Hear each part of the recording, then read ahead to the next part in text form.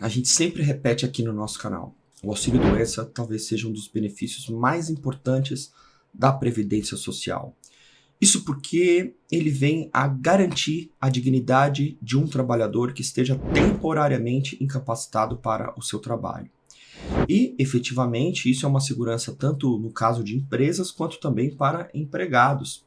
Em caso desses funcionários que estejam registrados em empresas, é uma segurança para ambos os lados. Isso porque a empresa suspende o contrato e a Previdência Social passa a pagar o auxílio-doença em tese de substituição aos seus salários, efetivamente gerando segurança tanto para as empresas empregadoras como também para os trabalhadores.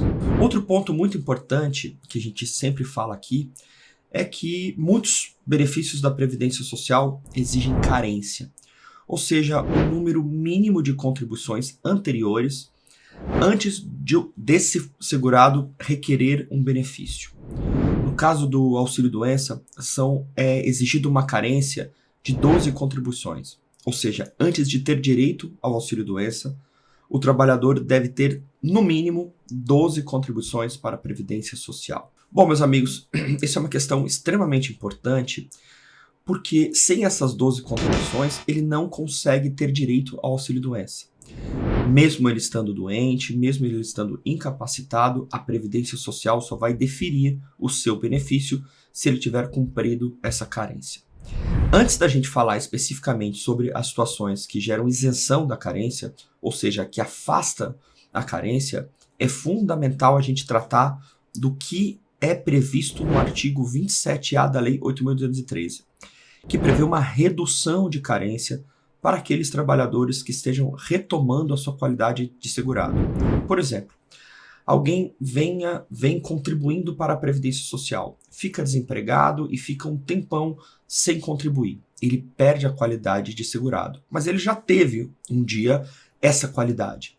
Então, quando ele retomar os pagamentos à Previdência Social, seja como um contribuinte individual, ou seja como funcionário, ele vai precisar contribuir apenas 6 contribuições, ou seja, metade das 12 contribuições previstas originalmente.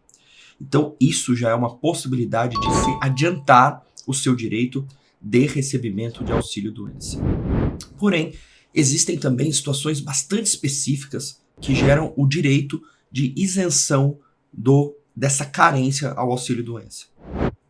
A primeira delas é um rol de patologias previstas no artigo 151 da Lei 8.213, que são as doenças consideradas mais graves. A gente vai deixar aqui nessa descrição todas essas patologias, tais como cegueira, neoplasia, que é o câncer, HIV, tuberculose ativa, enfim, existe uma série de patologias que dispensam a carência por serem consideradas doenças gravíssimas.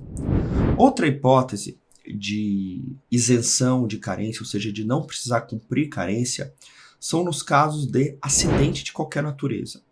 Se um trabalhador começa a contribuir para a Previdência Social em um dia e no outro dia sofre um acidente e precisa de um tratamento, ele vai receber o auxílio-doença sem nenhum problema. Outra hipótese, o acidente típico de trabalho, ou seja, aquele acidente que ocorreu na empresa, ou no caminho da sua casa para a empresa, da sua casa para o seu trabalho. Isso também é dispensada a carência, ou seja, você não precisa cumprir a carência a fim de ter ali o direito ao auxílio-doença. E por fim, também temos a possibilidade de doença ocupacional, ou seja, não é necessariamente um acidente, mas ela ocorre em relação ao trabalho. Por exemplo, uma pessoa que trabalha com esforço repetitivo, uma costureira que tem uma tendinite, uma bursite, ela tem ali um esforço repetitivo nos braços e acaba adquirindo uma patologia discriminada como doença ocupacional. Por força de lei, doença ocupacional e acidente de trabalho são equiparados e por isso também é dispensado a carência. A gente deve salientar também nesse vídeo que muitas decisões proferidas pelos nossos tribunais vem flexibilizando esse rol de doenças graves que a gente vai colocar aqui na descrição desse vídeo. Porém, isso não é unânime, mas existe sim uma possibilidade de isenção de carência, mesmo quando essa patologia não esteja descrita nesse rol, porém é considerada gravíssima. Por exemplo, muitos trabalhadores acabaram conseguindo uma isenção de carência no caso do coronavírus, né, da Covid-19, que acometeu, a gente viveu uma grave pandemia e muitas pessoas acabaram conseguindo uma isenção de carência e o recebimento do auxílio-doença, o que é efetivamente justo e bastante correto por parte dos nossos tribunais.